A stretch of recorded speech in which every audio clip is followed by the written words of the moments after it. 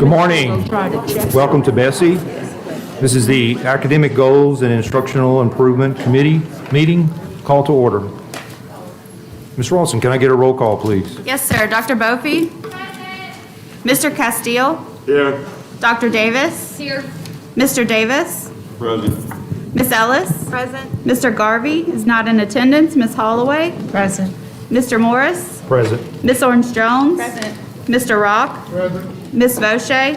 Here. And Student Rep Present. is here. Thank you. You have a quorum. Thank you. First item, please. Your consent agenda is ready for your approval, adding item 4.5. Thank you. Can I get a motion, please? Mr. Rock? A second, Ms. Ellis? Thank you. Any discussion on this item? Any objection to this item? No objection heard. Motion passes. Next item, please. Your first item is on page 14, item 3.1, consideration of the 2020 fall reading report. The department recommendation is to approve the report and direct the LDE to submit the report to the Louisiana House and Senate Committees on Education in accordance with Louisiana Revised Statute 17182. Thank you. Can I get a motion, please? So moved. Ms. Faucher? Second. Ms. Jones? Thank you. Superintendent, I think we have a presentation on this one. Yes, sir, Mr. Morris. At this time, I'll ask Dr. Jenna Chasson, Assistant Superintendent for Teaching and Learning, to come forward and make that presentation. We'll go ahead and get started if you all can follow along with the presentation from the backup documentation. This is the literacy update. And so last month, I came before you all and presented on some of our literacy improvements, just to give you an update of where we are. And so thought it would be appropriate to come back again this month because we have two legislative reports submitted during this month, both the fall reading report that you all just received, as well as the Early Literacy Commission report addendum. And so we thought it would be a good opportunity to talk about both of these reports and then just overview where we are with our literacy improvement progress as of now. The Louisiana Fall 2019 Reading Report shows steady decline over the last 3 years, from 2018 to 2019 and 2020, in all grade levels, kindergarten, first, second, and third. From 2019, we were at 51.5% overall on level or above in reading. To 2020, we've seen that dip from 51.5% to 45.1% at the beginning of this school year. Just a reminder and some information about that fall reading report. That data is gathered from school systems that submit their data to us at the beginning of every school year, and this is a part of both BESE policy and legislation.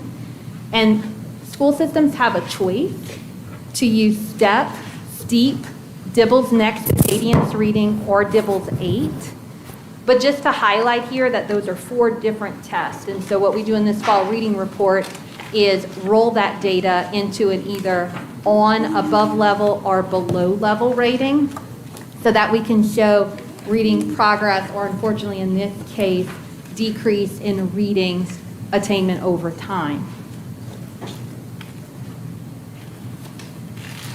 The Louisiana Early Literacy Commission was in its second year this year, and back in January 2020 provided a report with some very clear recommendations and outlines for how to improve literacy outcomes for K-2 students. This year they met again and provided a 2021 addendum report, standing by their original recommendations last year, and also highlighting some achievements and improvements and progress made over the past year. But just as a reminder, the recommendations center around the following core tenets, which is high quality literacy instruction and interactions by effective teachers who are intentionally supported by leaders and families. The Early Literacy Commission addendum is separated into 4 basic sections around how early literacy must be a priority for the state. It shows some early progress and also discusses how to build on the progress and renews the continued commitment of the Early Literacy Commission as a group to stand behind their previous recommendations. The 2021 addendum once again asks for an annual state investment of $15 million for early literacy. And this funding would be used to increase the number of literacy coordinators from 2 to 25, and also to support the schools and school systems, especially those that fall outside of the ones that receive federal grant funding for literacy. So those schools that are outside of the labels of CIR, UIRA, and UIN would be able to use these funds for professional development and other literacy improvements. So there was a preliminary investment as a result of the Commission's initial report, which is very promising, and that $2 million from the legislature was used for our literacy pilot for this year that I presented to you all on last month.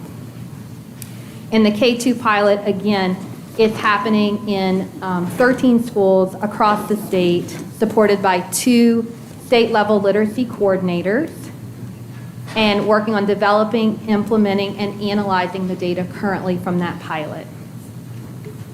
The Early Literacy Commission outlines the pilot and also calls for a K-2 accountability system.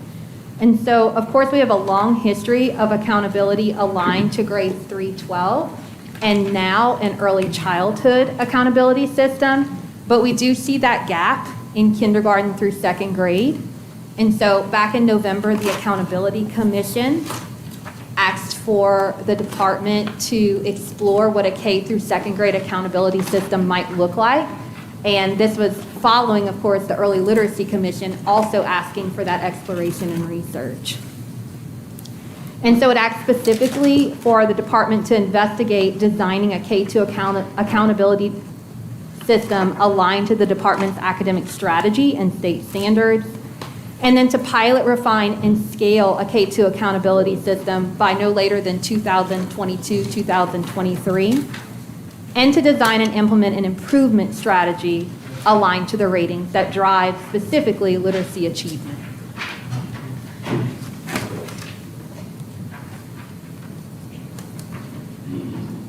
So the commission strongly reaffirms its January 2020 recommendation and calls on the state for a state investment of $15 million annually.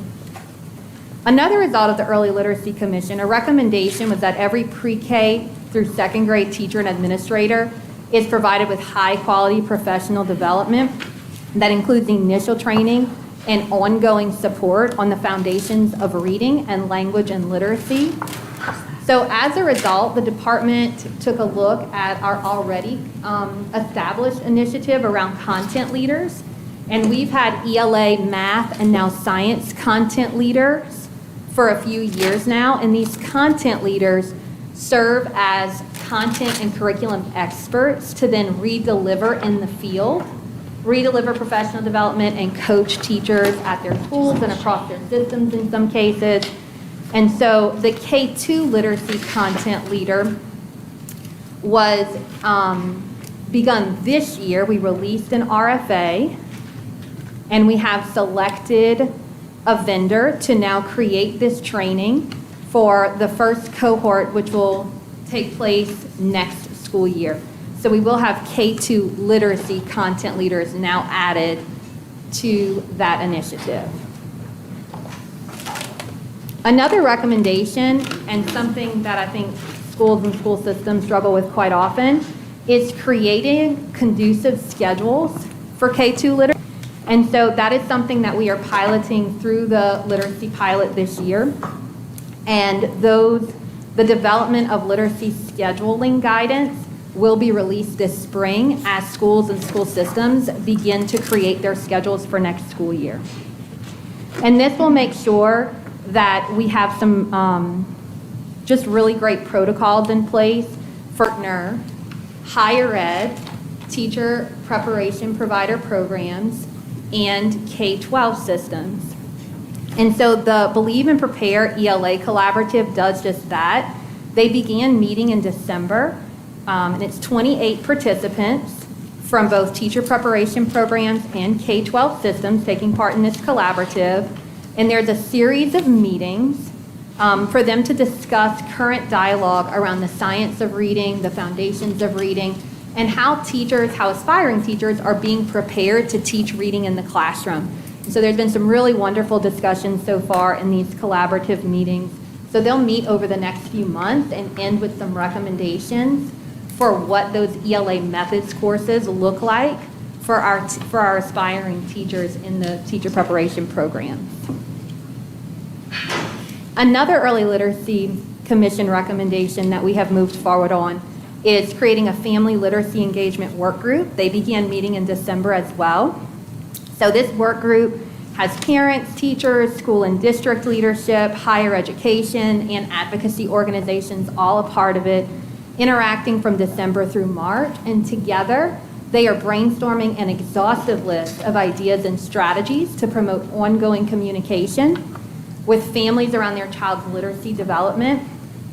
And they're going to start with that brainstormed list and then take that into a framework of support for school systems to effectively improve and maintain positive, consistent, and responsive communication with families. And ultimately, they will share a strategic plan with us for how families and schools can work together on their child's literacy outcomes.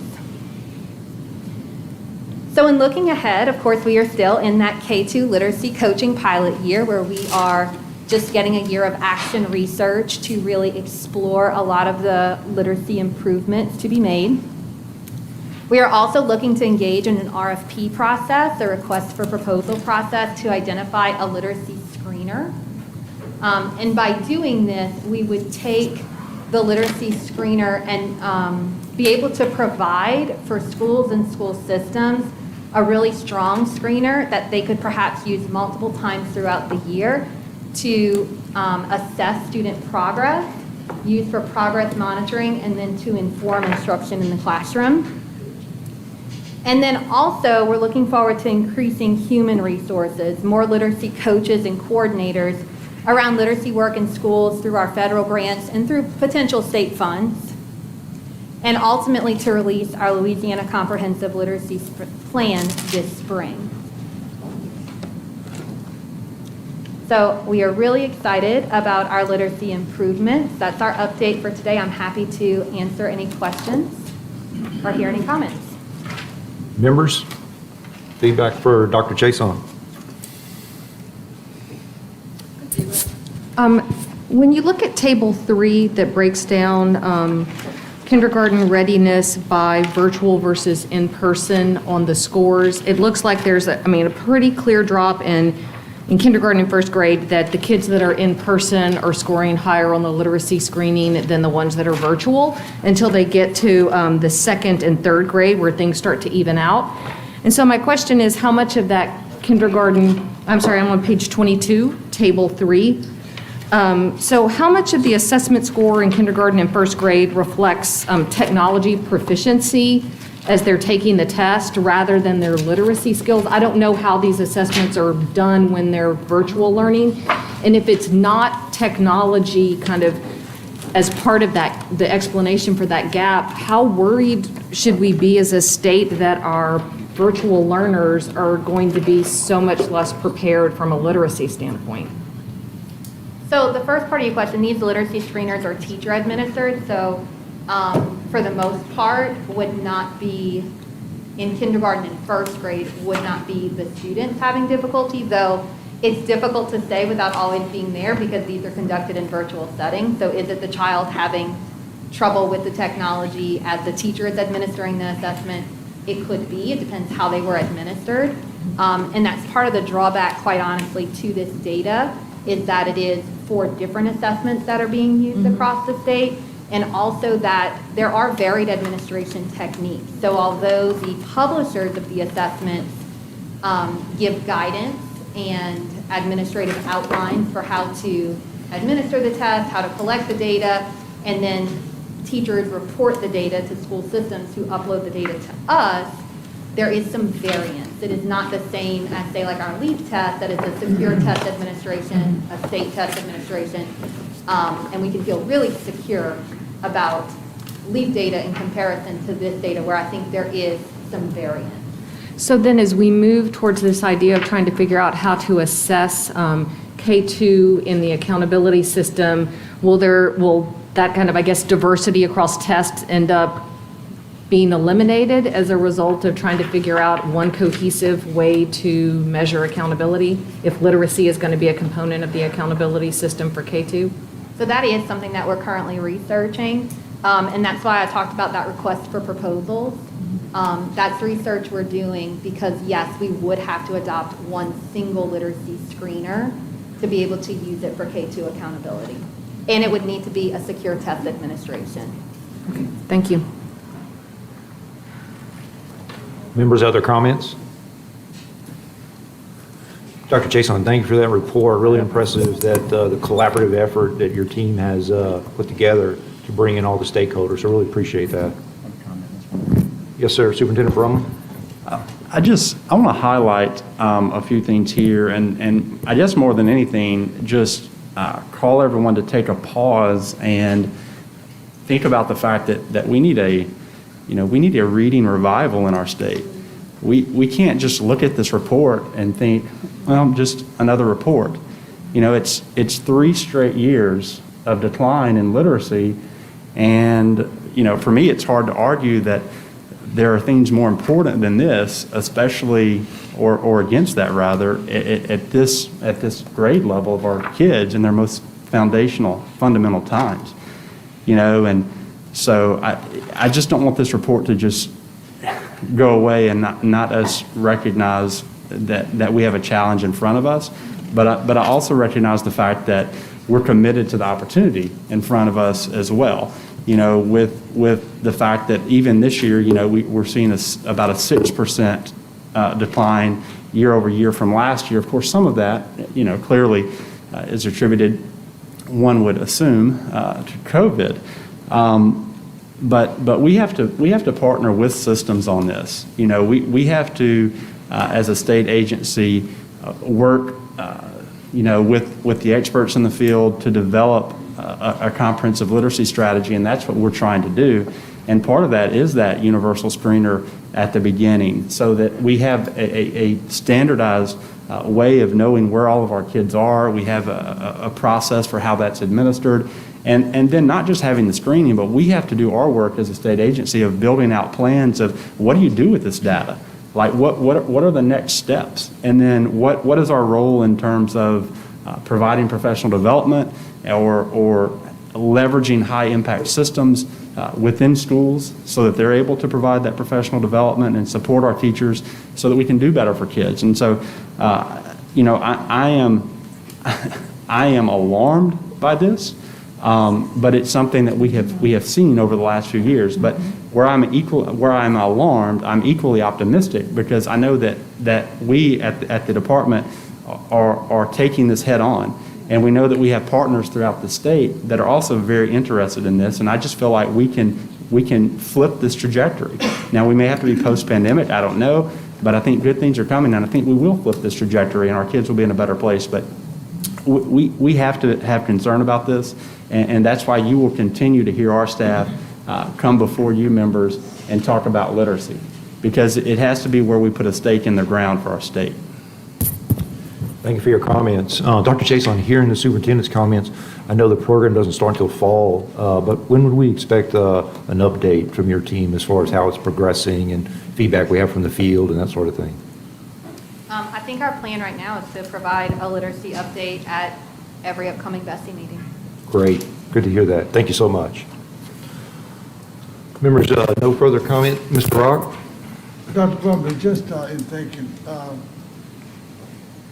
any ideas, and I realize that you all work very hard here at the state level, but to assist the superintendents and their academic people and principals, et cetera, around the state, any thoughts about how you could do that other than, I know the framework and all is coming from here, but then the state is so large, and the state is large, and it's to get those people in the field to assist them in the respective parishes. That's what I'm getting at. Well, the first part of that, Mr. Rock, is just like, we have to partner with systems. It can't just be us saying, go do this.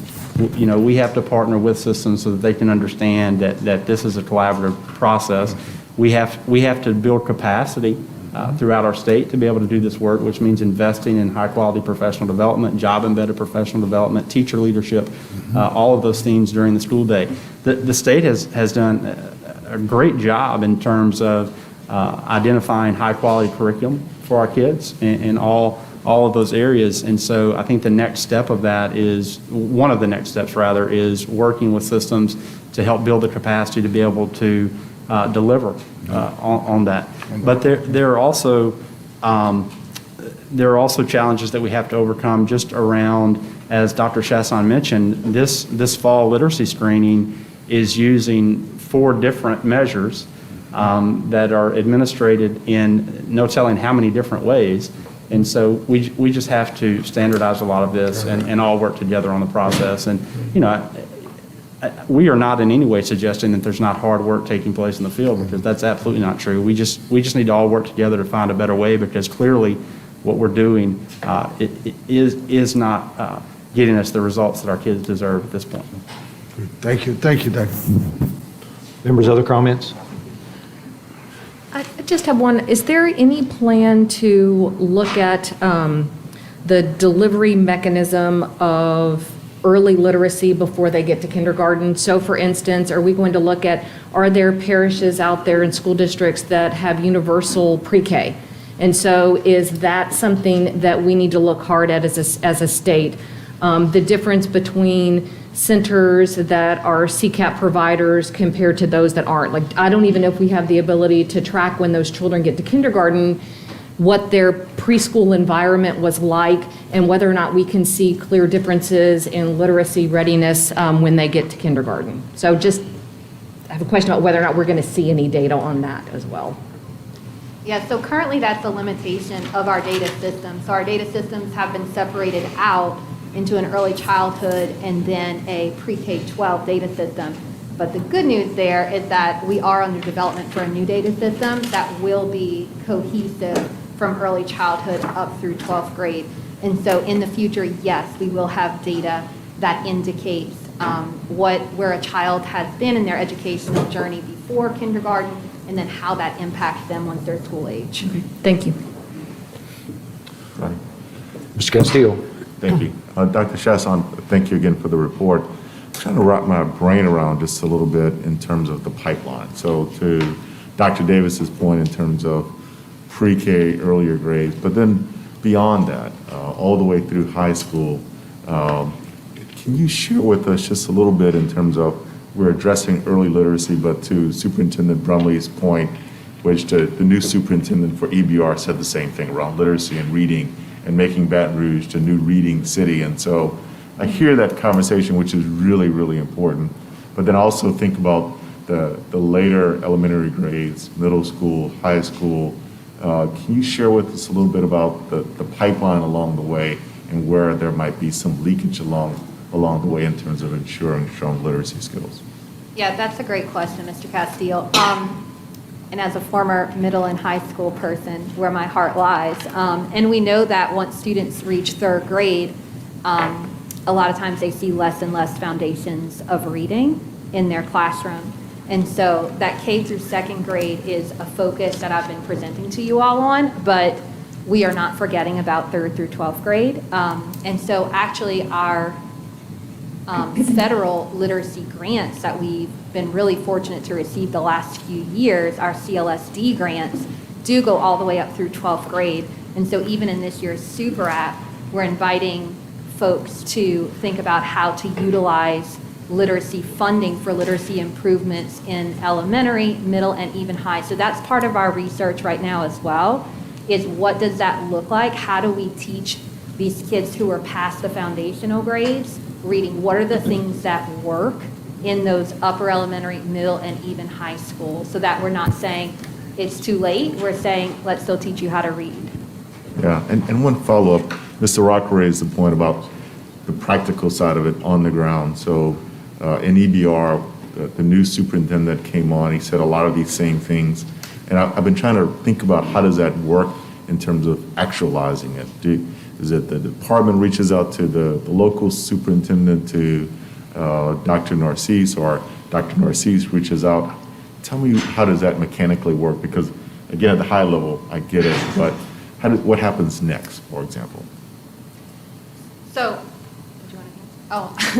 our literacy team is always available to support schools and school systems, but part of it is through our super app process, for example, and what sorts of initiatives, so things like that K2 content, literacy content leader, is to build capacity within schools and school systems so that they have experts in their systems and in their schools. So through those initiatives that we're always happy to partner with systems on, to hear their feedback and to hear their input on what we could be doing. Thank you. Mr. Castile, to your question, but also Dr. Davis, I'm not going to miss an opportunity to highlight access for kids in birth to 4. This does not start when a child gets to kindergarten. And we know right now we are providing publicly funded seats for roughly 95% of families that are economically disadvantaged. But when we look at birth to 3, that number drops significantly in our state to around 5%. So only around 5% of families who are economically disadvantaged in our state have access to publicly funded seats for their children in birth to 3. And if we want to make the transformation that we all desire, I continue to see that we have to invest in early childhood education. Should we call our House Committee Chairman to the microphone to respond to that? I'm just kidding. He is a great supporter of all these I things. do know. There's opportunity everywhere. Other comments, members? Hearing none. Ms. Landry, we have 2 recommendations before the board. Could I get you to read the motion for us, please? The motion on the floor right now is to approve the 2020 Fall Reading Report and direct the department to submit the report to the House and Senate Committees on Education. Do we have any objection to this motion? No objection heard. Motion passes. Thank you. Next item.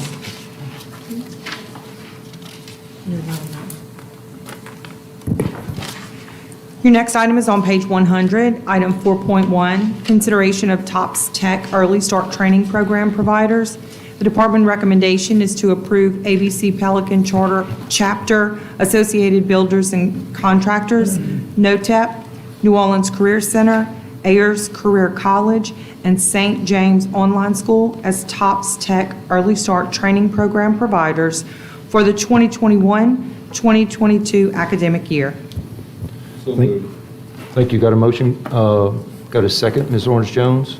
Thank you. Do we have any comment? Do we have any objections to the motion? Okay. Any objections to the motion? None heard. Motion passes. Thank you. Next item. Your next item is on page 103, item 4.2, consideration of Jumpstart graduation pathways. The department recommendation is to approve revisions to Jumpstart 1.0 and Jumpstart 2.0 IBCs and required category, elective category, and universal courses as outlined.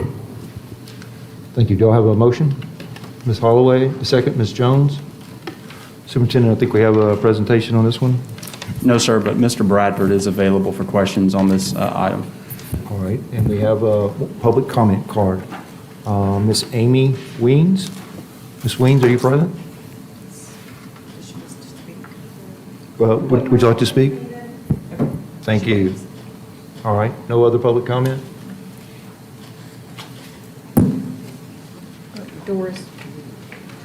Doris, I'm sorry. Thank you. I just want to take this moment to give a shout out to Amy Weems, who has worked very, very hard on that pre-educator pathway with Ken Bradford and Jessica in the State Department. And while we have a shortage of teachers in our state, I think this is going to go a long way within our high school curriculum for one of the pathways to encourage future teachers within our state. So thank you, Amy, for all your hard work with that. And thank you, members of the department, for making this work. Thank you, Ms. Fauché. Any other comments, board members? All right, we have a motion before the board. Do we have any objection? No objection heard. Motion passes. Thank you. Next item, please. Your next item is on page 105, item 4.3, consideration of the authorization of course providers for the Course Choice Program. The department recommendation is to approve Global Trucking Academy and Parkview Education as course providers beginning with the spring 2021 semester. Thank you. Do we have a motion? Mr. Rock, a second?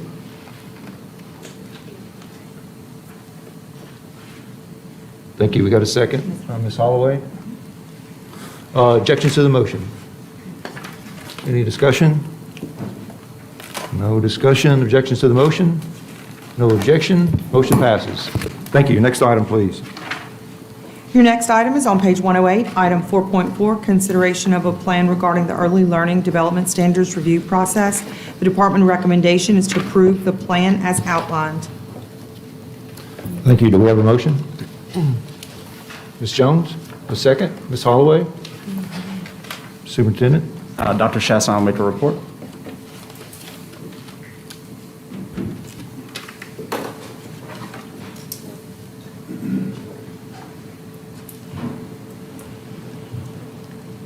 So as you are all aware, our BESE policy calls for our K-12 standards to be reviewed and revised every 7 years.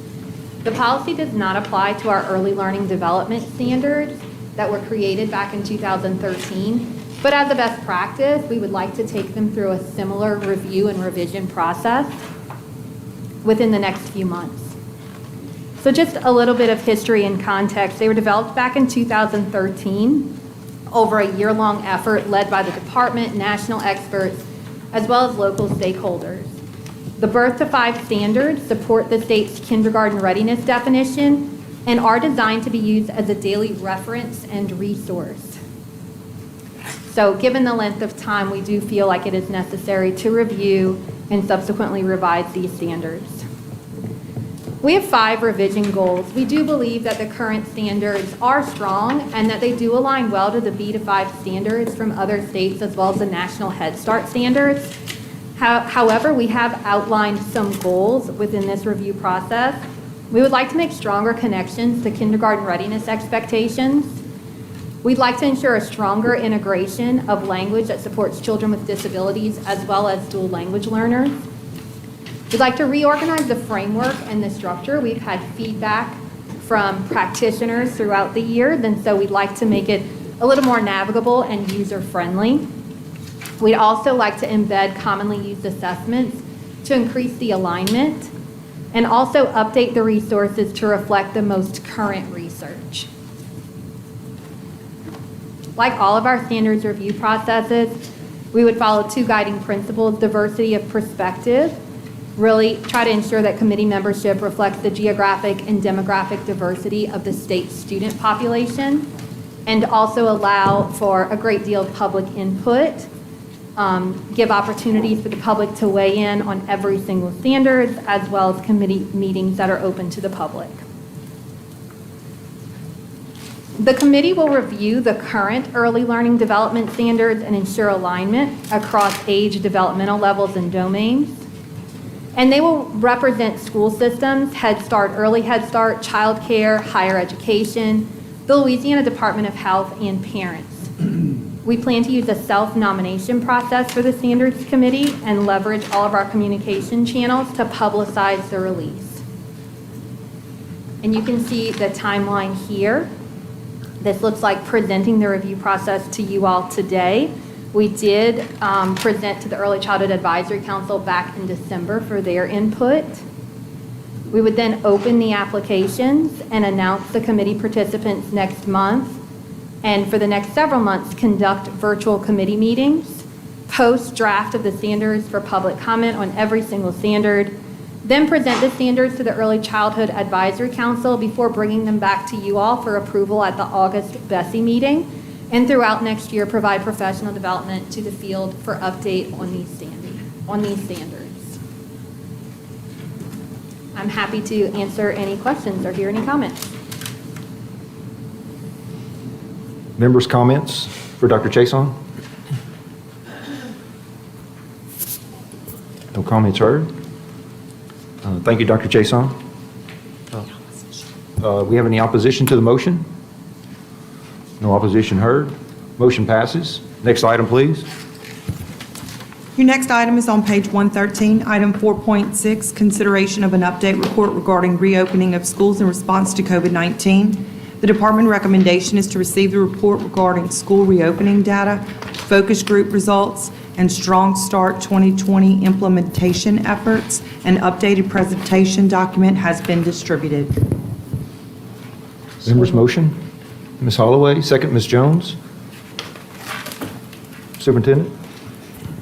Yes, sir. I will be presenting a report on this item here today.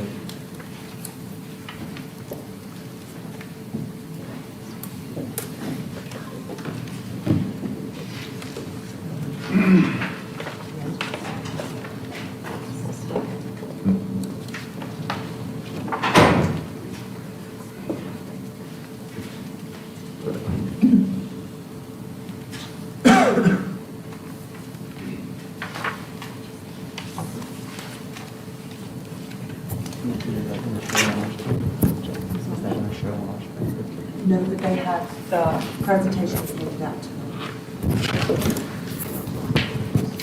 Okay, we're going to go ahead and do this thing. So we'll start out with Consolidated Appropriations Act of 2021. Mr. Beasley, you'll have to advance because I can't.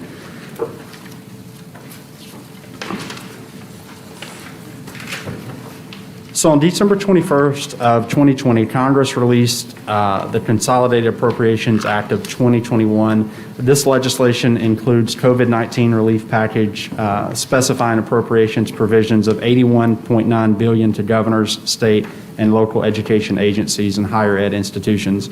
Additionally, the legislation includes several other education-related provisions for child care providers and internet connectivity. So a summary of funds, the Governor's Emergency Education Relief Fund will receive $4.1 billion.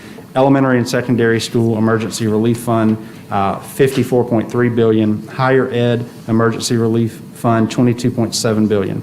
In addition, the bill provides $10 billion in child care funding for assistance to providers and families, and $3.2 billion for a new Federal Communications Commission broadband fund, providing monthly subsidies for internet service and subsidized Wi-Fi connected devices during the pandemic.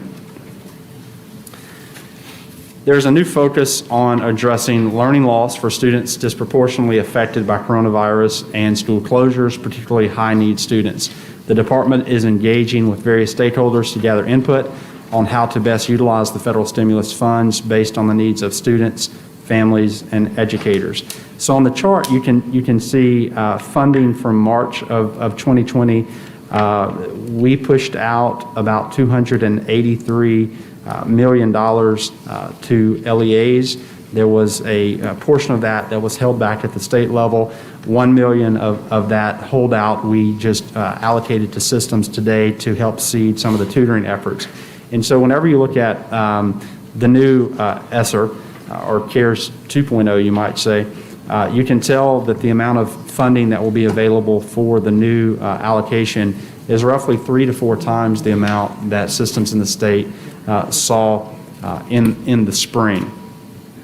In terms of ESSER, funds can be used for previously allowed CARES Act expenses, preventing, preparing for, and responding to COVID-19, and for new uses, including addressing learning loss such as administering assessments to assess progress, implementing evidence-based activities, purchasing hardware and software needed to conduct remote and hybrid learning, providing services to support student mental health, tracking attendance and improving student engagement, supporting after-school and summer learning programs, reducing the spread of the virus through school facility repairs and improvements, improving indoor air quality, and purchasing PPE and supplies needed to clean and disinfect the schools.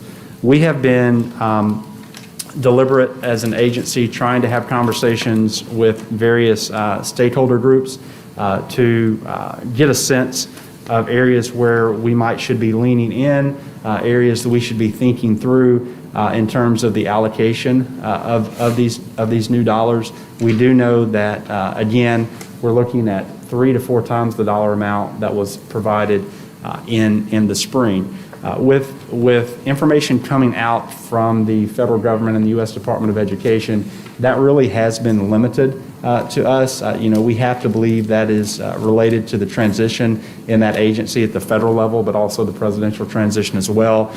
We believe that soon we will begin receiving additional guidance and supports from USDOE around this funding. As you can imagine, with this board and our agency being responsible for over $1 billion in stimulus, we need to make sure that we get this right.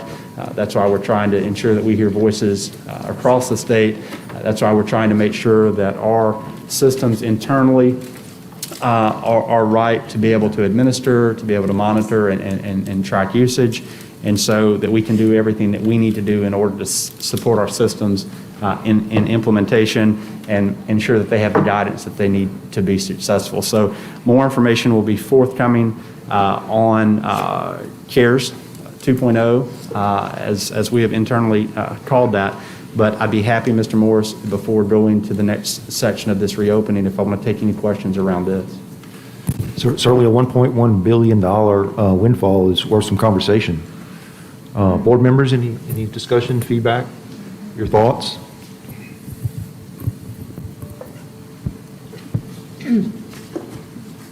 Dr. Ms. Brumley, Boucher? could you just give us a timeline on expenditure of both funds? Right. We looked at balances across LEAs of the March allocation, and correct me at any point if I'm incorrect, Dr. Timmel, but I believe about half of that has been expended so far from that March. And, I recognize from coming out of that superintendent seat at the district level that many superintendents have been very cautious in expending that because they were unaware if they would have more funds coming in, and they wanted to make sure that they could continue operations in the next school year if in fact we are still in this global health pandemic. We are working internally on the new dollars with limited information from the federal government to prepare for the distribution of CARES 2.0, and we hope that sometime in the early spring we'll be able to release that funding to the LEAs. There will be a period through September of 2023 to be able to utilize the new funding. Right, so the first round of funding, it's my understanding, is through September of 2022, and this second round will take it an additional year, 2023, is that correct? That is our current understanding, and should that shift, we'll get that information as soon as we can out to everyone. Superintendent Brumley, Dr. Bofi. Thank you so much. I know we've had conversations about learning management systems and how important they are in this process, and I see the nod to it there. I'd just like to hear you talk more about what you're hearing from districts relative to that need. We're not sure how long we're going to be in this situation, and we want the at-home learning to be as effective as possible. So I'm really curious to hear the feedback that you're getting from the field relative to whether or not that is a need that would make it something to where we could use the state in terms of the economy at scale for some kind of purchasing to support our districts. Yeah, thank you, Dr. Bofi, and appreciate the question. And, we're on that same line of thinking that you are, and we are looking at some of the most impactful learning management systems that are available, and we're looking to see if through our efforts, because of volume, we can potentially get better rates on those systems, and so we're actively in that process right now. We've also learned, as systems have, that not every LMS is of the same quality, and whenever you get into delivery of synchronous instruction, that's certainly the case, and we know that we need the ability, if we stay in a global health pandemic, to offer instruction synchronous, in a synchronous format if we are virtual. So short answer to your question is yes, we are already working through that. We want to see if we can negotiate better rates for systems and then also be able to utilize dollars that are available here potentially to make those purchases. Superintendent, can you remind us again how these funds will be allocated across the state relative to each district? And then also, maybe you've got your top 5 where you'd like to see areas of focus that you'd be sharing with districts. We'd like to hear from you on that one as well. Yeah, thanks, Mr. Moore. So first of all, it's probably a little premature for a listing, but what I can say is, as we've had conversations with different individuals throughout the state, it seems to be consistency and patterns in what people are saying. There really hasn't been anything, out of, left field, one might say. It's been fairly consistent.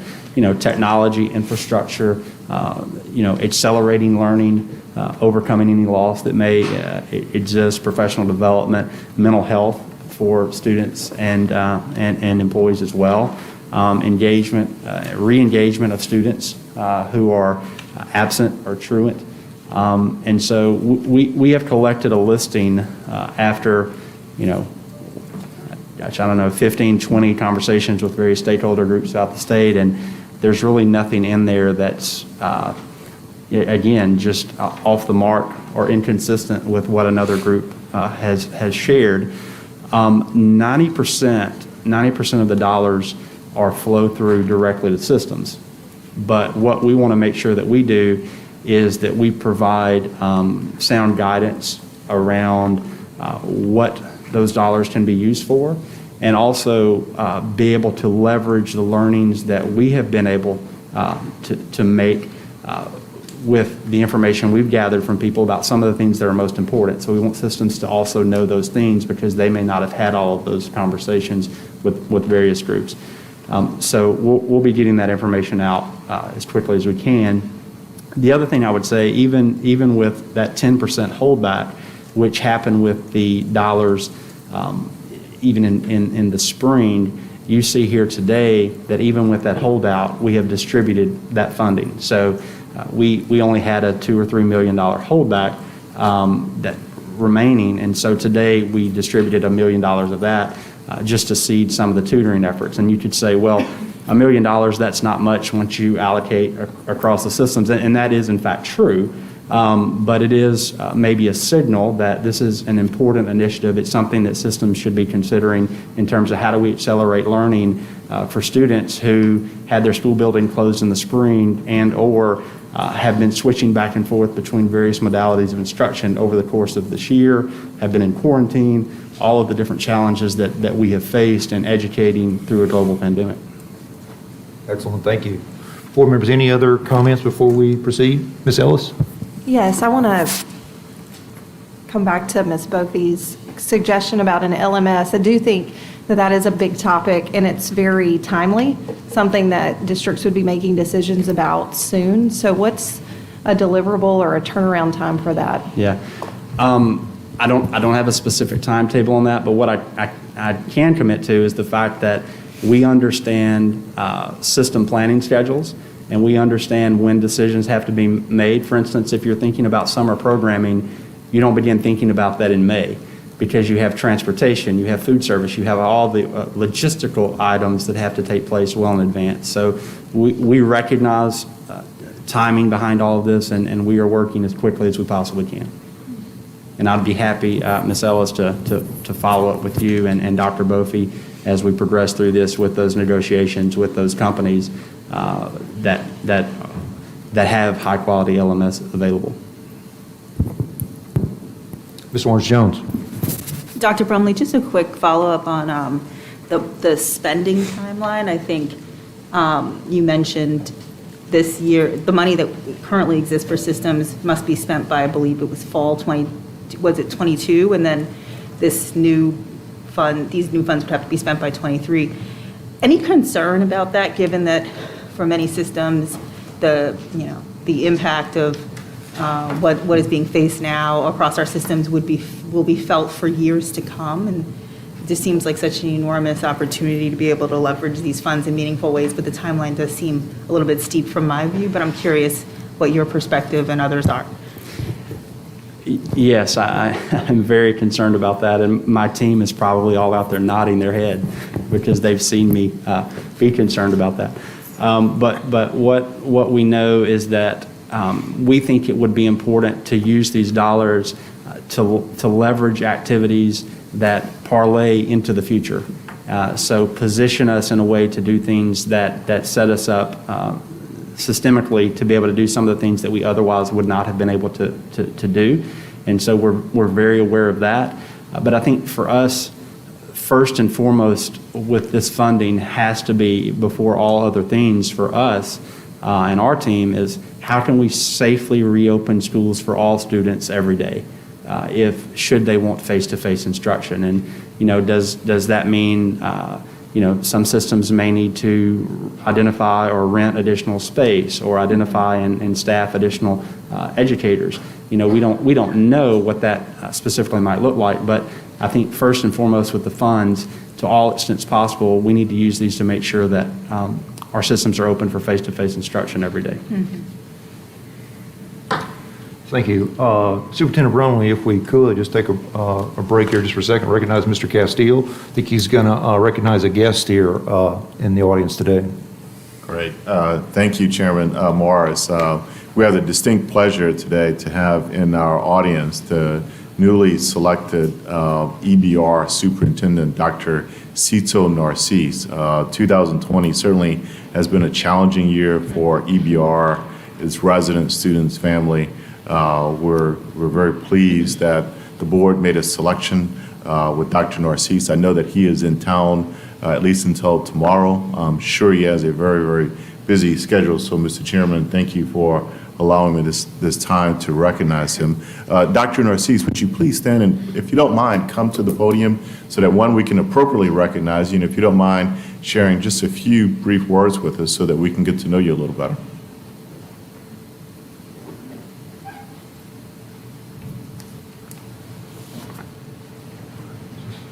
Good morning. Good morning. So glad to be here in Baton Rouge. Very, very, oh, sure. Just a little closer to the microphone. There we go. So glad to be here in Baton Rouge. Very, very excited about the work we'll be doing at East Baton Rouge. And just wanted to say thank you to Superintendent Brumley and the board just for their support for making me feel at home. My family and I are, as you can imagine, transitioning from Washington, D.C., and we're really excited to be a part of the community and to get to the work and really help to improve the great work that's happening here. Very excited also about some of the great initiatives I've been hearing around literacy. I looked at your Fast Forward program. I said, oh man, this is the place to be. And so I hope that we can continue to do our partnership, and very excited and thankful for just the opportunity. As you can imagine, similar to Dr. Brumley, to be a superintendent is something with the public trust, and as I'm going to make sure that East Baton Rouge Parish Public Schools feel the confidence that they made the right choice. I say to you the same thing, that I expect to be in great partnership with you as we help to improve the lives of our children here in this city. Thank you, sir. Welcome again, and thank you for your comments. Thank you for visiting us this morning. Thank you.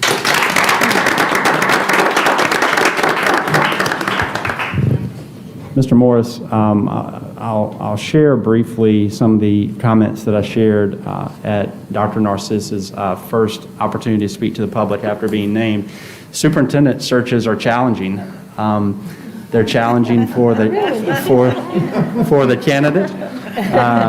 They are challenging for the board, and they are challenging for the community. And after a decision is made, a superintendent and can only hope that everyone can move together towards some form of unity around that decision and the work that has to happen. And certainly the superintendent must do his or her part to make that happen. And so I know that Dr. Narcisse is very committed to that, to being a part of the healing that has to take place after any superintendent search. And just for us as an agency and our team, just want to again publicly comment that we're going to do everything with our power to help him be wildly successful, because his success means children and educators and families have been successful. And so that is our commitment to him. And we just ask that when we fall short, that he let us know, so that we can potentially remedy those efforts. But it's exciting to have a new superintendent in place in East Baton Rouge, and we look forward to working with Dr. Narcisse and his team. Thank you, sir.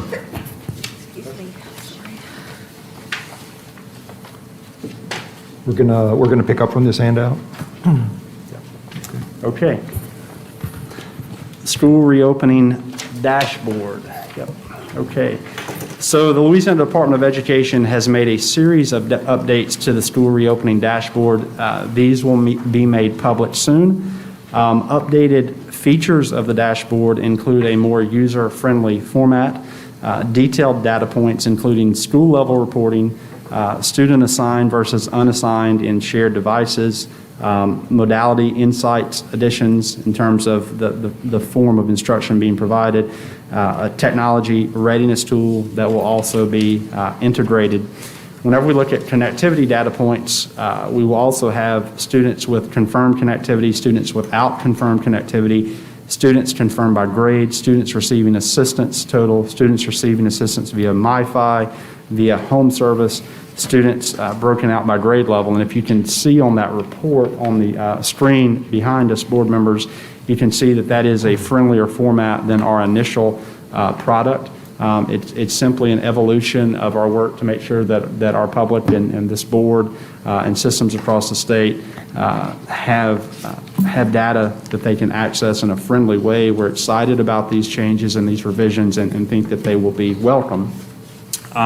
Additional data points will have student to device ratio, number of all devices across the state, number of students, device types, percentage of devices by device type, assigned devices by grade level, and device type. So it's a much more granular report as well, as simply being more user-friendly. Further, we will have the number, whenever we look at modality, number of systems who are reporting, number of in-person, virtual, hybrid, combinations of modalities, number of students reported by modality, and students reported by modality and grade.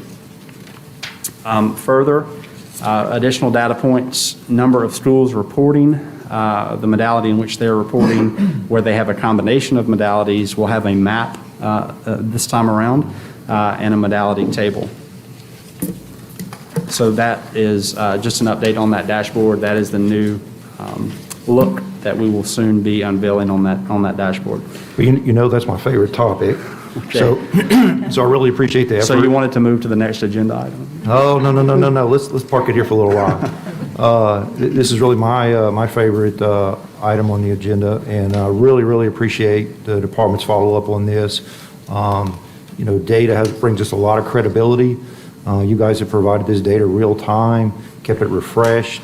It's improving, and I'm really interested in this opportunity before us to expand broadband connectivity across the state. I know you and I have had a number of conversations about this, and other groups are having conversations. I was wondering if you could speak maybe your vision for broadband connectivity across the state, what that looks like, and maybe some of the wheels that are already rolling. Yes, sir. First, I appreciate you saying that we've kept that up to date, and we have. But that work really takes place at the system level, and this is where we do depend on system level leadership to input real-time data, and I appreciate their work to do that. An LMS is only effective if you have internet to be able to run that at your home, and we know unfortunately that still a quarter of our students lack high-quality internet in their homes, and there is probably and rightfully so a push to find ways with our new stimulus dollars to look at some of the needs related to infrastructure. We know specifically that there is a state broadband office that is newly formed that may need some levels of support. We know that there are communities in which internet is still not available, And we think that there will be further push from individuals to help us all work together to, where possible, fill some of those locations where access is not available. So as was mentioned by Ms. Ellis in terms of how do we use this money for long-term benefits, this is an area with possibility around infrastructure because we can continue to provide subsidies. We can continue to do temporary things that are beneficial, but with this amount of funding coming in, I think there's also probably an opportunity and obligation to also look at what investments can we make in infrastructure. Excellent. But can I pursue just a little bit further and wonder if there's a vision going forward as far as connectivity, within a certain number of years or some kind of timeline that we could look at? Yeah, Mr. Morris, I mean, this is a conversation we have frequently. I don't think that the Department of Education can, nor can the Board of Regents or Louisiana Department of Health or any of those organizations solve broadband independently. But I think that we can raise awareness for its need. I think we have some opportunities potentially with funding to be a catalyst for some of the work that has to happen. So it would not be authentic for me to say today by 2027 I think this can happen, because that's really beyond my scope of ability. But our commitment would be that we will continue to raise the flag of importance for this, that we will continue to work with our legislature and the newly formed broadband office to coordinate and ensure that we have connectivity for as many students as we possibly can. And I think that probably a degree of the funding that is available could potentially be utilized for some level of infrastructure where that is needed. Thank you, sir. I know we can count on that legislative support. Got that. A question related to the broadband and connectivity. So connectivity is more than just the infrastructure. It's also districts providing the ability for kids to connect if they don't have internet access at home. And I saw that on your one of the first couple slides you did that mentioned that $3.2 billion for the FCC for monthly subsidies for internet service and subsidized connecting. Does that $3.2 billion, is it confined to just those areas that we're providing subsidies for those kinds of things, or are those funds that might be available to help stretch rural broadband in the state? So the first just bit of information, that's a national number, so that's not a Louisiana number. Check. But those dollars really are more for subsidies. Okay. And I've shared a number of times with individuals. I think one of the potential, as I see it now, a miss in this round of stimulus has been a lack of funding for infrastructure. And so, it is, I've heard rumors that with a new administration that this might be an area where additional funding comes through in terms of infrastructure. But systems now are connecting families. Across the state, systems are connecting families with, MiFi or buying their home internet service, and it's just not sustainable over time. And I see Superintendent Vaucher raising her hand. I bet she can speak to this firsthand. Yeah. Superintendent Vaucher? Yeah, I think that is a very accurate statement, because what we're doing system by system with a lot of this funding is to, if the infrastructure is in place, like it is in my community or in most urban communities, the biggest issue is connectivity of our children and our families. So we are spending an inordinate amount of money providing connectivity to individual homes, whether it be MiFi or working through with internet service companies in providing a certain level of service to our children. So it's not just providing devices to them, it's the actual continued connectivity for every individual household, and that is not sustainable for us to do that as a school system. We're diverting, I say diverting, I mean we're using, I guess wisely, a lot of this funding, or a significant amount of this funding, into making that available to all of our children so that we can try to level that playing field. But once this money runs out, or you know, when we're sitting here and planning, and I'm happy to hear, and I know that Dr. Brumley, because he's been a district superintendent, knows our planning cycles intimately well. We've already planned for summer programs. We've already planned for what we're going to do, really, for the beginning of this coming school year. And as we leverage this funding, our internal planning has to do with what are we going to do in the short term with some of these monies, but how are we leveraging that to make a difference over a prolonged period of time? So when we're looking at learning management systems, online platforms, the things that are going to carry over beyond a year, 2 year, 3 years, we've got to take a portion of these funds and look in the long term for it. But we can't ignore the most current needs as well. So that balance is very, very difficult. And instant connectivity for our kids is a big part of what we need to do right now.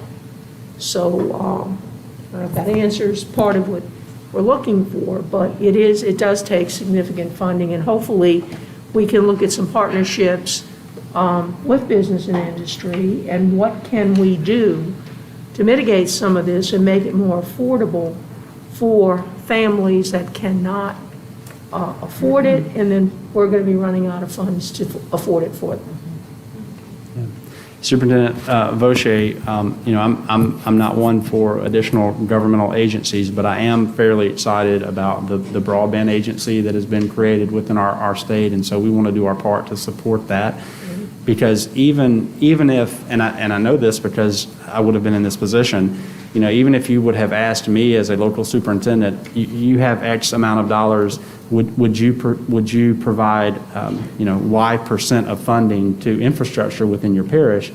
You know, I might be on board with that. My school board might be on board with that. But then the next question is, okay, how do I do that? And so, you know, it's not like going to the grocery store to buy infrastructure. You have to have experts who know how to do that. And so that's one of the reasons why I think this broadband office is really important, because, you know, some of the work around project management or RFPs or just how to do, who to call can be handled through that particular agency. Members, other comments? I have just a question regarding the dashboard and how we're counting students for in-person versus hybrid versus virtual. And what's the ability of, or how often do districts update this as students move from one to the other? Like, I'm thinking about, you know, my 10th grader, he's been in person technically for 20 weeks, but he spent 4 weeks quarantined.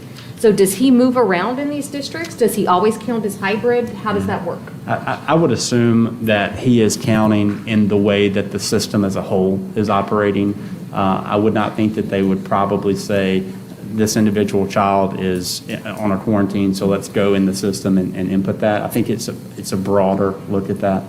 Okay, thank you. But it's, you know, the information is only as sound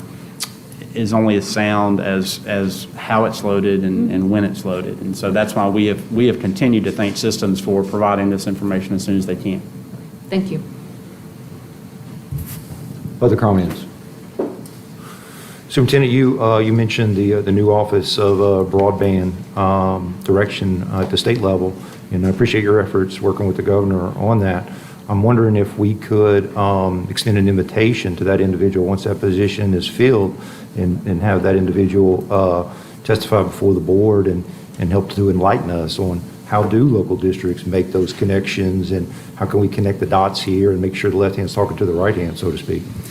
Yeah, Mr. Morrison, and beyond that, I mean, one of the, I think, exciting things about this is that it's not one political party or one ideology that's interested in this. You know, I've had conversations with the governor's office about this to try and get support for funding of that agency, but also, you know, I've received letters from Republican legislators who are very interested in what we can do to help support this, and we have some strong allies in the legislature who want to see this done and have a particular interest in rural access. All right, look forward to seeing that invitation. Thank you, sir. You're going to pick us up from there? Yes, sir. Student count. So we are seeing a decline in our number of students in the public education system this year. Louisiana's October 1 student count followed the national trend of around a 2% decrease. On October 1 of 2020, 699,000 public school students enrolled in Louisiana schools, a decline of 16,000 or about 2.3 from February 1, 2020. States across the nation are experiencing declines in enrollment due to the pandemic. A recent data analysis of 33 states by the Associated Press and Chartbeat shows public K-12 enrollment down by 2% nationally. So we are right in line with that national number. Pre-K and kindergarten account for about half of the decreased enrollment, with 4,361 fewer pre-K students and 3,649 fewer kindergarten students. So the next question is, why, where? So the most predominant reason given by school systems for students exiting the public school system was transferring to schools out of state or out of country, followed by students transferring to homeschooling or then a non-public school. The February 1, 2021 student count is upcoming, and school systems should work to update their records accurately. We're aware of many systems that already have efforts in place to re-engage students, and we too will intend to utilize funding, some of our available funding, to help with the re-engagement process of students around the state. So the next slide shows that analysis of 33 states according to the AP, and shows that 2% decline across the country. If you look, our neighbor to the east, Mississippi, they're showing a 4.8% decline. Texas is a 2.89, our neighbor to the west. And you can see just throughout the country that systems are seeing this decline. And what is happening, we believe, especially considering that the majority of the decline is pre-K and kindergarten, families just aren't sending their kids to school in those lower grades, because in fact, if you look at this by grade level, we actually see increases in enrollment in grades, I believe, 8, 9, 10, 11, and 12. But the decreases are in the elementary grades and most significantly in pre-K and kindergarten.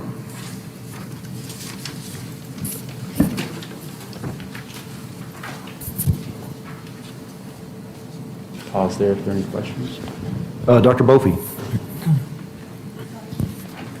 It's more of a comment than a question. I mean, I'm a parent of a pre-K age child, and as I was considering this year and thinking about the size of her center being small compared to the school that she would have attended had we chosen to send her to a public school, we made the decision to keep her in a pre-K program. So this is encouraging data to me, given that, one, that we're aligned with the national, with the trends nationally, and two is that, I know as a parent, my daughter's going to be starting school next year, where pre-K age, it wasn't as much of a priority because I knew I had access to a strong early childhood learning system or center, but that come kindergarten, having her back in or having her in a traditional public school in kindergarten is something that is a choice that my family's going to make. So I really appreciate you highlighting it. I also just appreciate the digger deep into the data relative to seeing an increase in some of the higher grades. So thank you.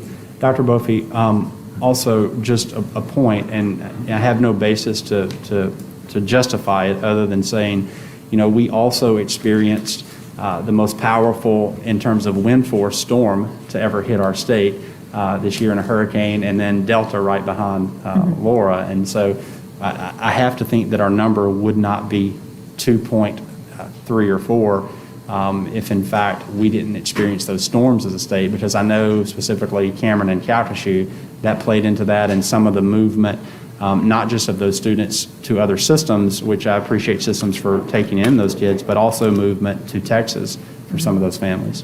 Yes, I mean, I think it's really encouraging compared to what it could be, given all of the challenges that our schools have experienced this year. So I certainly agree with that, and I appreciate that added context, because I think that is the reality that our systems, especially in Southwest Louisiana, have faced.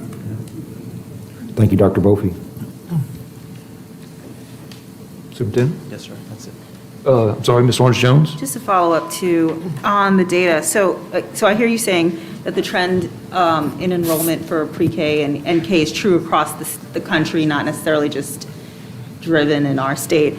Is it also, do we know anything else, though, about some of the higher swings, whether it be Mississippi, New Hampshire, or even the lower swings like Idaho and Arizona, about their approaches to in-person, virtual, hybrid? Like, what are the inputs for how they made choices about the opening and closings of their systems and the correlation between that and enrollment numbers, given just how much of an effort we've made in our state to give families a variety of choices, both virtual and in person? And I imagine that has something to do with our numbers being more favorable, but I'm curious if we have any data that supports that. Yeah, that's a very thoughtful question. We, as I am on calls with leaders from other states, they're all expressing the same thing. We've even heard of this notion of the red shirt kindergarten or the red shirt pre-K, which is a play on an athletic term of, well, they'll do that next year. And so I think that is probably in fact true. One of our next steps is specifically what you're asking, just not that it really does anything maybe than satisfying our curiosity, but knowing based on the modalities of instruction, is there any form of correlation between these numbers? And that is something that we want to look at. And, systems agreeing to having, from the very beginning, when we made this call in June of, hey, get up a virtual, get that going. Systems doing that, as well as having hybrid and fully face-to-face, really, to your point, I believe has retained a number of our families that we otherwise would have lost, and specifically in Cameron and Calcasieu, where they've dealt with some of the issues due to those hurricanes. I think it's also come into place, especially the virtual format. So we will continue to dig into that a little more to try and see what we might learn. I also know there are instances where families have elected to go non-public because school is not open for face-to-face instruction. So, those are all considerations that need to be examined, and we will continue to look into that. Thank you, Ms. Jones. Other comments? Superintendent? Okay, so the next component of this reopening report has to do with the virtual instruction lessons learned. This is in response to this board directing our administration to take a look at lessons learned from the fall of the year with educating through a pandemic, trying to keep kids safe, but still providing that teaching and learning opportunities. And so after we were directed by the board to provide a report, we began working on that alongside students, educators, and parents. We partnered with WestStat to conduct focus groups with stakeholders across the state. This information has been synthesized into a report with the department's previously scheduled Strong Start winter survey. So we worked with an organization that conducted focus groups, and so we had that process in place, but behind that, we also asked each system to submit an online survey as well, so that we were able to capture information from every individual system. So WestStat collected data to understand the experiences of Louisiana students and educators. Combined with the department's additional outreach efforts, the data will help inform decisions about school systems, lessons learned, and needed improvements. We'll skip that graph and go to the focus group participation. And again, the department did not facilitate the focus group conversations. The department did not facilitate the findings from the focus groups. We worked on the Strong Start survey side, but we did not do the focus groups. We simply received this information from our partners. So you can see that we had, in terms of the stakeholder groups, 46 sessions. So we had 46 focus groups that were facilitated, and that included 216 participants, 43 teachers, 22 parents, 65 school leaders, 45 school system leaders, and 41 students. I know our student representative, Jack, was also a part of the focus group around dual enrollment questioning, and I appreciate his participation in that. When we look at key strengths and successes based on stakeholder feedback from the WESTAT focus groups, here are a few of those key strengths and successes that were outlined. School systems and educators have been flexible and adapted to address learning loss through the use of individual instruction support, additional intervention time, and increased small group instruction. LEAs have quickly provided technology to students and families. Teachers have adopted and learned a variety of tech-based teaching supports. Communication from LDOE, school systems, and schools have been effective. Transparency and the levels of trust among stakeholders is high. School systems and educators have made extensive efforts to support student mental health and well-being both personally and through social emotional curricula and community services. So this was provided to us from WESTAT organization. Key growth opportunities, the same here, provided to us. Opportunities to improve. Transition between learning modes causes disruption of learning, stress, and mental health concerns. In general, student engagement is a concern. Not all students learn successfully in virtual environments, particularly students with disabilities, English language learners, early childhood learners, and those who are often truant or absent. We have ongoing concerns with accountability plans, giving likely learning loss that is beyond the control of school systems and families, and access to technology and broadband required for successful virtual learning is not consistent for all students. Recommendations from WESTAT: continue to conduct stakeholder focus groups and survey outreach. These were well received by all stakeholders. Inform stakeholders as soon as possible about accountability plans for the year should updated guidance be released by USDOE. Provide support mechanisms and guidance on how to address absenteeism, truancy, missing students. Work with state and federal agencies to build out broadband access to rural Louisiana. Provide additional guidance for education technology to support local efforts to maximize student learning both in school and at home. Create a parent portal with resources to support the role of families as a partner in learning to minimize the cost of each district doing this on their own. Now, the next page is a look at some of the LDOE stakeholders, our agency outreach efforts that WESTAT noted. Some of the department's outreach are listed, 60-plus listening sessions that we've conducted, numerous reopening webinars with 800-plus school and system leaders that have routinely been on those calls, monthly virtual roundtables with school system leaders and chief academic officers. We have our new Office of School System Relations, where superintendents have someone to call on with any of their specific concerns. Biweekly virtual town hall with Children's Hospital New Orleans for educators' families. We have seen over 10,000 emails and have responded accordingly on questions and concerns around school reopening. We've held weekly office hours around reopening, and we have statewide working groups on this issue. Some upcoming LDOE supports to make the board aware. A focus of future LDOE stakeholder collaboration will be on supporting school systems to maintain contact, regular attendance, and engagement with students and families. We are working with the governor's office and legislators on broadband solutions.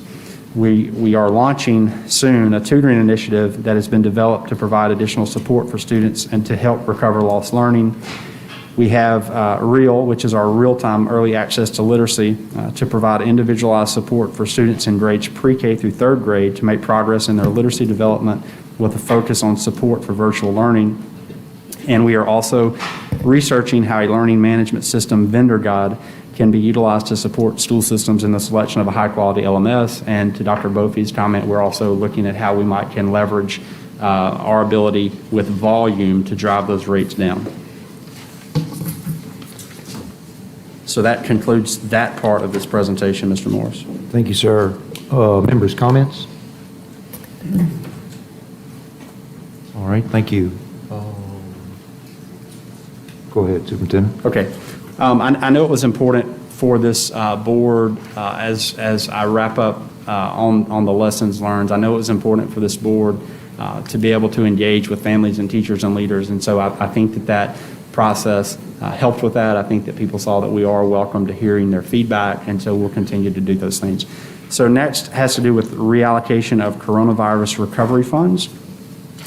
So this is this was great news, and we appreciate the partnerships that we have with our legislature. And frankly, I think that those partnerships and the trust that we are trying to build and cultivate with our legislators played a part in this opportunity, and we're thankful for this.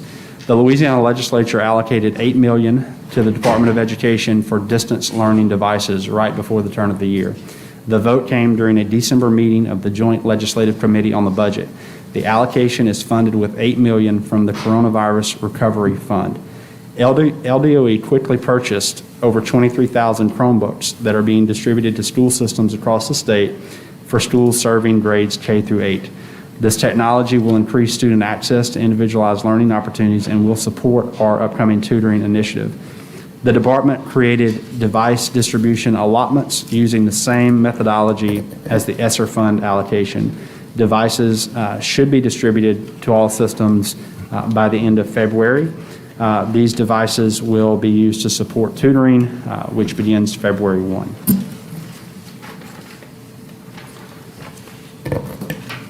Comments from the board? Superintendent? I believe this is the last component of this presentation, Mr. Morrison. It has to do with our tutoring endeavor that we have in place. After I wrap up, we do have some individuals in the audience who will give testimony about reopening. But I want to talk briefly about this tutoring initiative. Whenever you do a scan of some of the latest research in the field of education, there is a growing body of evidence to support the benefit of high-octane tutoring for students. And so we are trying to do our part as a department to facilitate and seed some of that work in the individual school systems. So we're taking an active role to support systems as they meet the academic needs of their students. A spring initiative will provide high-quality tutoring lessons to school systems across the state in ELA and math. Systems will receive lessons in ELA and math that are aligned to our high-quality curriculum. The first set will be directed toward students in grades K-8. A year-long tutoring package for grades K-12 will be released later this year. This spring initiative includes 24 lessons designed to be delivered using best practices in tutoring. These 24 lessons are 24 per grade level, per subject area in reading and math. So for instance, for first grade math, we'll have 24 lessons. For second grade math, we would have 24. And we would put these in the hands of systems so that they would have them available and they could plan around using them should they so desire. The tutoring lessons were developed by teacher leader advisors across our state. So our own Louisiana teacher leader advisors, as well as some of our own agency employees, developed these tutoring lessons using our high quality curriculum. The department is allocating or has allocated through BESE action today $1 million in seed money to begin the initiative. Systems may use general funds, federal funds, or CARES dollars to support the endeavor. So on the next page, you have a timeline. So February 1st, tutoring allocations available in EGMS, Phase 1 release of spring resources. February 4th, we'll host a tutoring webinar.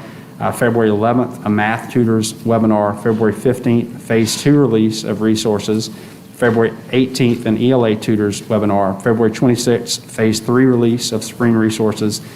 March 15th, Phase 4 release of resources. And June 30th is the last day to use tutoring allocations of this specific funding source. So in practice, let me tell you how this could work. So our team, along with teacher leaders across the state for reading and math in grades K through 8, are developing tutoring lessons.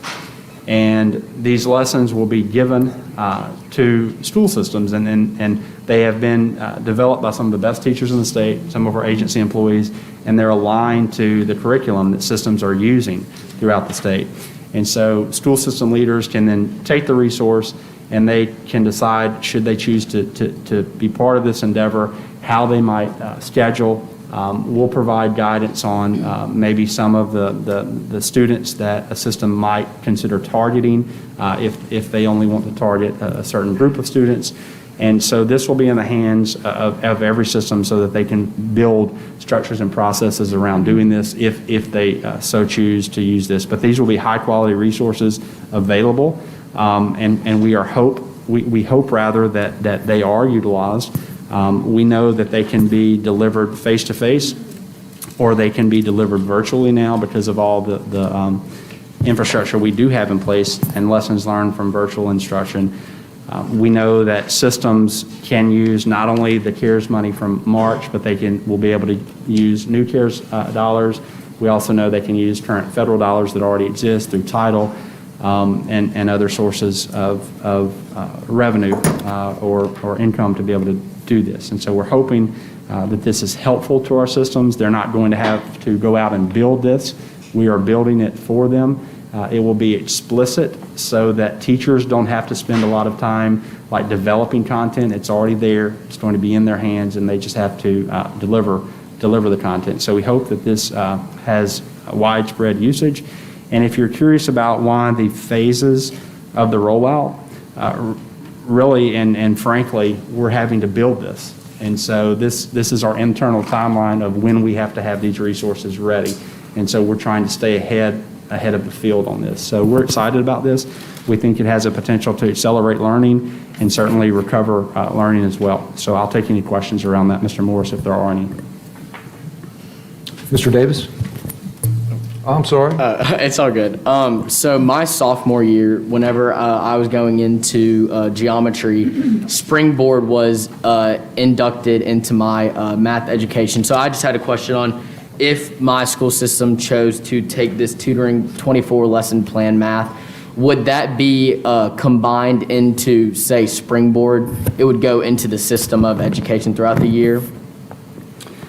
Yeah, Mr. Walker, so thanks for the question. We are trying to identify the high-quality curriculum that are being used right now in our K-8 classrooms, and we're trying to match the tutoring lessons specifically to the lessons that are available and the pacing that is available in K-8 in reading and math. Our team does plan to, as the year progresses, cover and be able to provide a package of tutoring lessons for content across the span of K through 12, but we're not there yet.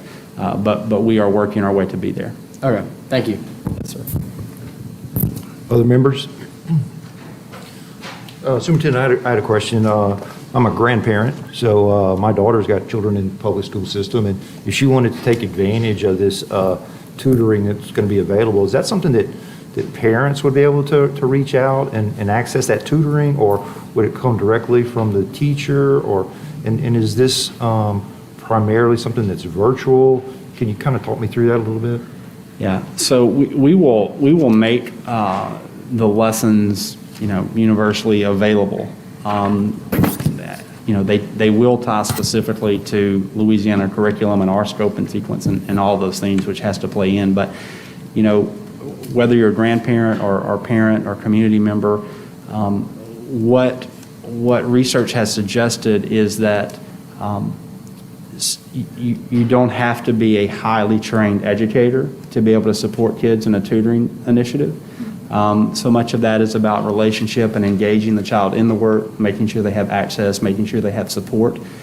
So while we would love to see, highly effective educators deliver tutoring modules, one educator for every 3 kids, we don't know how possible that might be. So I think it is going to have to be a statewide effort of engaging anyone who wants to participate. And so that's why we're going to make the resource available.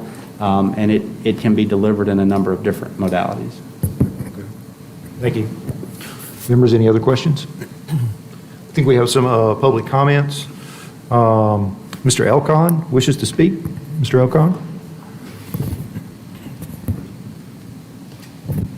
And we have, Mr. Morris, we have a few individuals, you may want to call them up at the same time, who are going to provide. Excuse me, sir.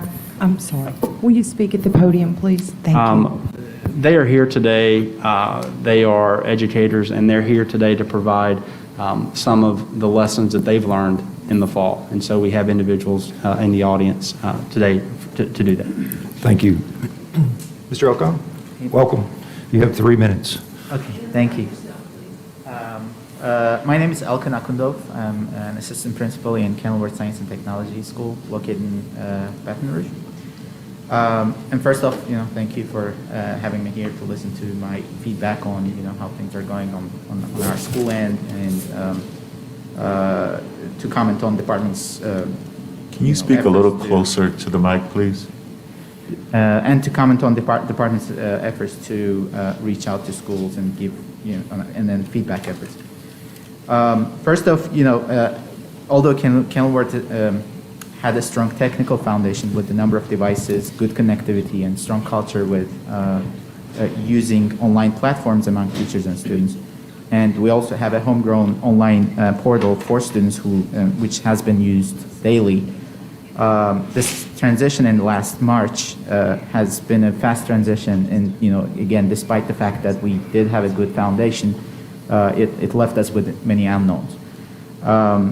And this was new to everyone, and we kept brainstorming about ways to tackle issues related to technical logistics, to mental preparedness of teachers, students, and parents. In the process, we do applaud department's openness to feedback, intentional efforts to collect feedback from everyone in the most granular level possible, and sharing it out with everyone else for use. On many occasions, this kind of drew our attention that shortly after we discussed the matter in our leadership meeting at school level, we started seeing same issues being covered in newsletters, in roundtables and focus groups. This kind of is a good evidence, a strong evidence to me of successful feedback collection and feedback processing. The focus group I participated in November allowed me to share roadblocks we encountered throughout the past 8-month period and best practices we had so far to go around them. And we also were able to hear what other school leaders did for the same issues. It was rather an informal space for school leaders from across Louisiana to share ideas on what worked and what didn't. And it was interesting and useful to hear, the same concerns as I said earlier, that others had, and how they tackled those issues. Lastly, given the chance, I also would like to appreciate department being very accessible despite the challenges of pandemic and despite the transition in department. We were able to have one-on-one meetings with some officials at the department that we believe were really busy at the time and still are. And we were able to successfully communicate our concerns. And lastly, I'd like to thank you guys one more time for having me here and allowing me to speak. And hopefully together we'll be able to resolve all the issues that this pandemic has brought in the past and will bring in the future. Thank you. Mr. O'Connell, we appreciate the positive feedback, and thank you for your engagement. Okay. Thank you. Next, we have a card from Kristen Robert. Kristen wishes to speak. Ms. Robert?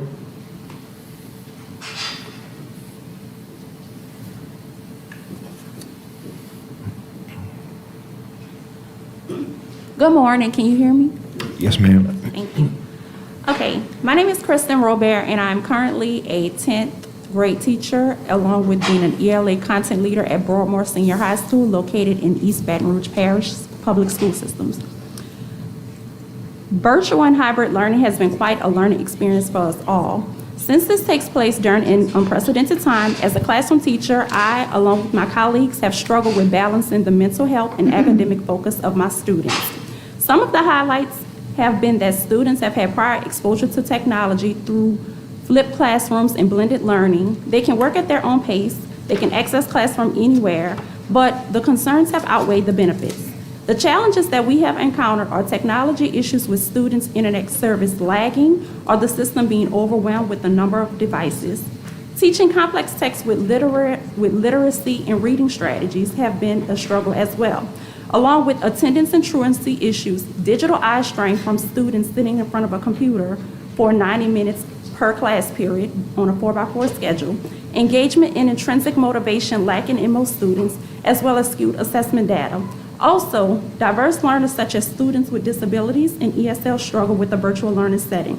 We have found that most of those students came back as an increase in face-to-face learning.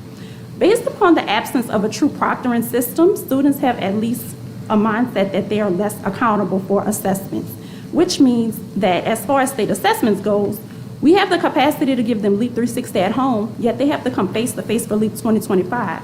We've polled our parents, and most of our parents have selected for their children not to be tested this year due to COVID-19, so schools will possibly have an increased amount of zeros that will affect their SPS score, which again is skewed data. Eventually, students will need to return back face-to-face in a safe and healthy setting. However, there will have to be an urgency to bridge those achievement gaps for learning for students that struggle academically in a virtual setting. Again, I want to thank Superintendent Brumley and the board for those support systems that's going to be put in place for our students. Thank you. Thank you, Ms. Robert. We have a card from Mr. Falk. Mr. Falk, did you want to speak?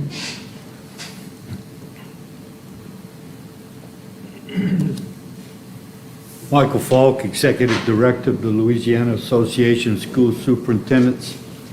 I wanted to point out, first of all, on the enrollment numbers, the magnitude of the impact of enrollment loss differs in all areas across the state because of the size of school district. The loss of 50 students in a district that has 2,200 students as opposed to a district that has 10,000 students is enormous. And we can't forget that that impact is severely affecting the operation of those systems. Secondly, one of the points that Dr. Brumley brought out was the ongoing concern of the loss of student academic growth and achievement.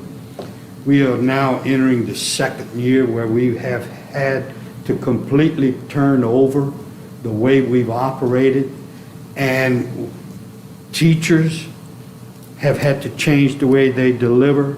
Students have had to change the way they learn and apply what they've learned. So we need to take that into consideration as we move forward with accountability. And then we have the operation of the State Department and the operation of this board, which has enhanced the relationships between this board, the Department of Education, and school systems and school boards across the state. It's a breath of fresh air. It's an opportunity for us to work together to better meet the needs of our students and our staff at the schools. We still have challenges ahead, and the only way we're going to meet those challenges and be successful is if we continue to work together, we continue to have dialogue, and we continue to do those innovative types of things that require change. So I thank you for the opportunity to speak to these points. Thank you, Mr. Falk.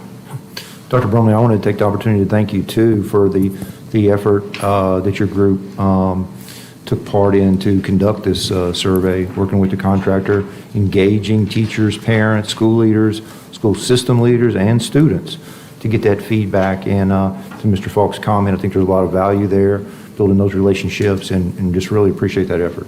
Yes, sir. And also, I would let you know, Mr. Morris, we have Mr. Jared Martin from the Lafourche Parish School System, who's the superintendent of Lafourche, who would also like to give some input on his fall semester leading the system. Welcome. Thank you, Superintendent Brumley, President Holloway, members of the board. It's been an interesting year, as you all know. We began the school year in August in a pure virtual setting in Lafourche Parish. Our 14,500 students were issued Chromebooks, which was an endeavor in and of itself. And then we had to get our teachers the devices they needed from their homes to deliver the instruction appropriately.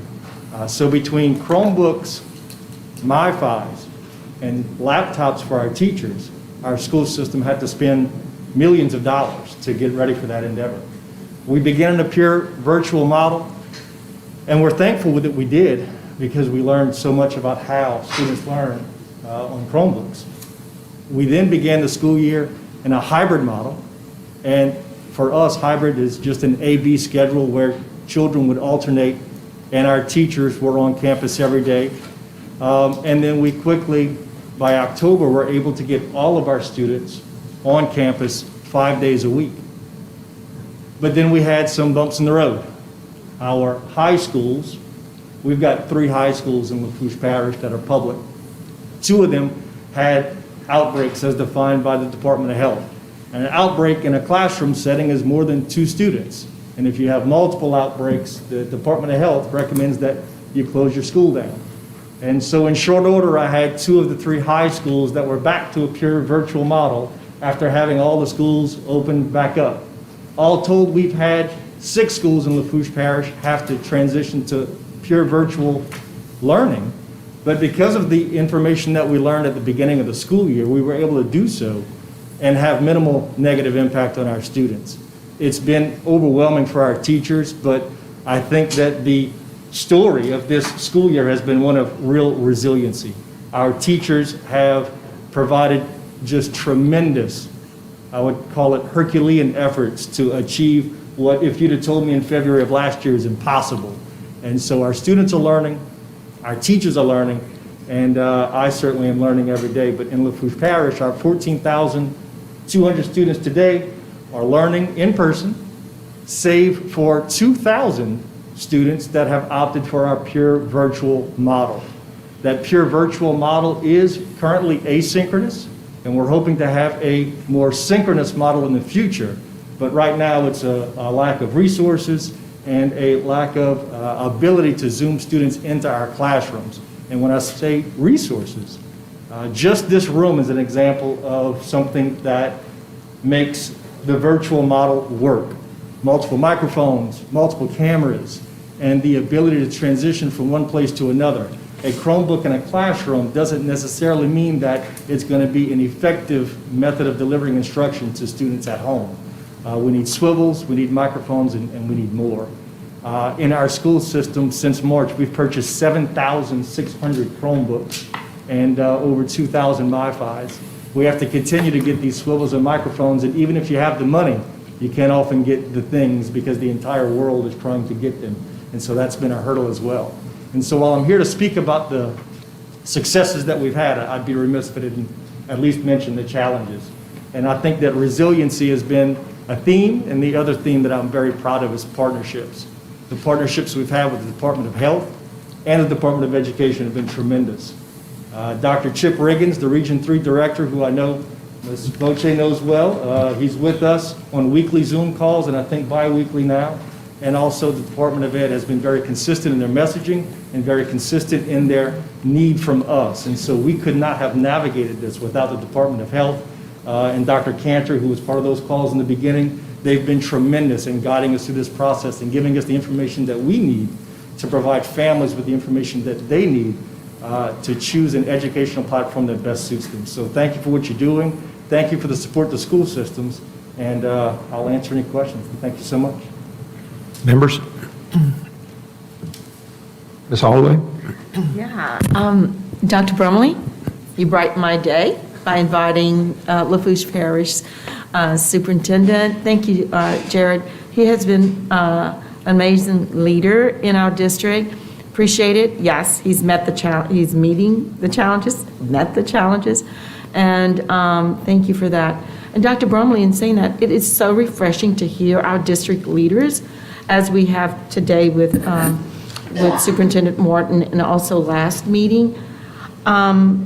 It wouldn't, actually, if you can think about it in the future, to invite other leaders to hear of the great things that are occurring in our state would be appreciated at some point. You know, it's not that I'm asking for every meeting, but it just coincides with what we're talking about.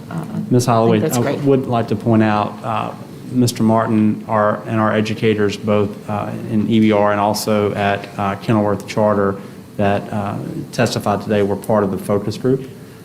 So they participated in the focus group as well as being here today to share comments. That's So great. we're thankful for that. Thank you. Superintendent, if you don't mind, I'm just, first of all, really appreciate your presence today and the feedback you're providing us directly from the field. I'm really interested in the learning loss, and how that's being addressed, and just curious in your particular circumstance, how you guys are addressing that, and specifically any efforts or any consideration for the summer.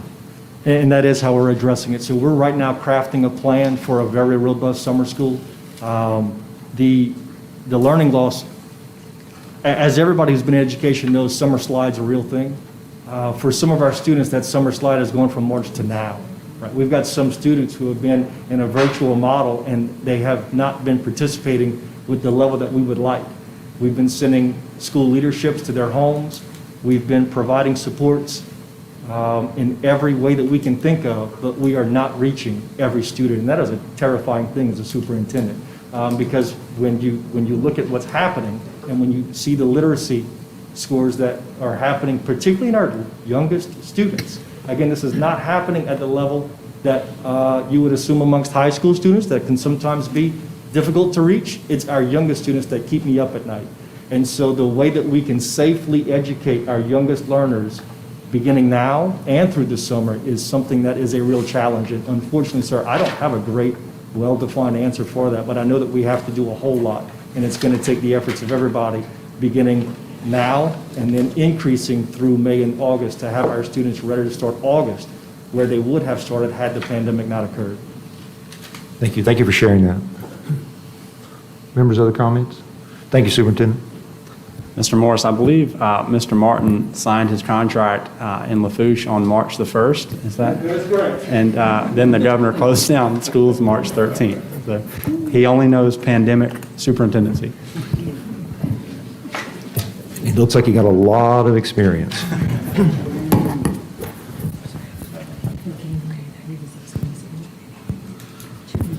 Members, that concludes the discussion. Any opposition? No opposition. Motion's passed. Thank you. Next item. Your next item is on page 174, item 5.1, consideration of revisions to Bulletin 139, Louisiana Child Care and Development Fund programs regarding the Child Care Assistance Program. The department recommendation is to approve as notice of intent revisions to Bulletin 139 and as an emergency rule effective February 1st, 2021 for a period of 120 days or until adopted as final rule. So moved. Mr. Davis, Ms. Jones, thank you.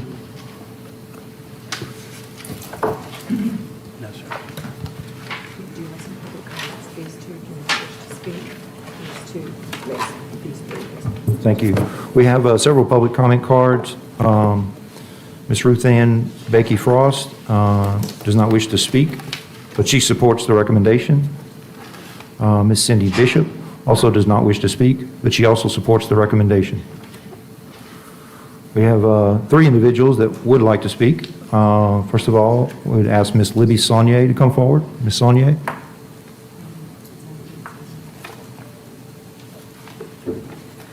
Maybe Ms. Saunier stepped out. She's coming. There she is.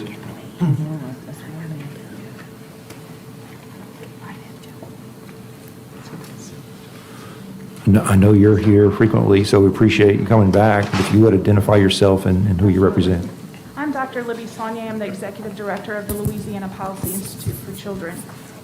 We applaud LDOE for the changes to our Child Care Assistance Program that are being proposed today, and we ask that you pass it. As we all work to improve the quality of care, early care and education in child care centers, we have all been conscious of the possibility that we could push more at-risk children in low-quality centers. As providers increase the quality of care they offer, they incur greater costs. Unlike K-12 systems, those higher costs fall almost entirely on parents in the form of increased tuition. Even parents who receive CCAP subsidy generally have to pay the difference between the what CCAP will pay for and the total tuition that their chosen provider charges. If tuition rises in quality centers without an increase in subsidy, low-income parents will no longer be able to access them. The good news is that over the last 8 years, the quality of care in our child care center providers has risen dramatically, and as evidenced in the performance profiles. The bad news is that the cost of care has risen dramatically as well. Tuition has increased over 12% between 2014 and 2017. Even the most recent market rate survey conducted under difficult circumstances during the pandemic shows higher tuition than in 2017. Furthermore, the Policy Institute has done numerous studies that show that actual cost of providing high-quality early care and education is actually higher than the tuition being charged by most providers. Many high-quality centers are actually losing money by providing care to infants and toddlers. Additionally, a report from the Lending Tree suggests that the cost of providing childcare in Louisiana rose 111% during the 2020 year due to the impact of the pandemic. The changes proposed today are critical to enable low-income working families to be able to access quality early care and education for their children, and for our child care centers to be able to continue to offer it. Even with all the reforms and hard work today, far too many children in our state enter into kindergarten behind. These changes will help us move the needle, ensuring that children who need it most can access high-quality early care and education in Louisiana, and they'll be able to be ready to learn when they enter kindergarten. Thank you. Ms. Sonia, if you don't mind, I really appreciate your comments about the improvements in the quality of care. What would you attribute that to, and what would you recommend with regard to sustainment? Sure, I think the increased ability for the Department of Ed to really push the accountability system. As we all know, because of all the hard work that many of you have been involved in, we're number 8 in the country with our accountability.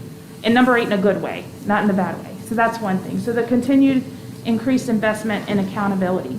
The other piece of it too is if we're going to increase accountability, we need to increase access.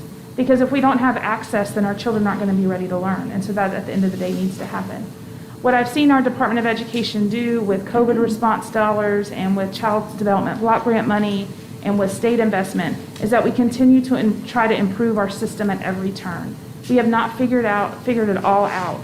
And so continual quality improvement measures are always in place.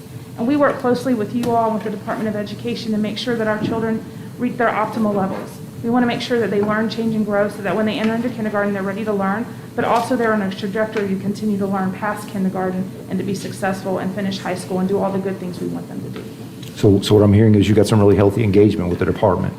Yes, sir. Thank you. Appreciate that. Thank you. I've got a comment card here from Mr. Bob Lansing. Mr. Lansing?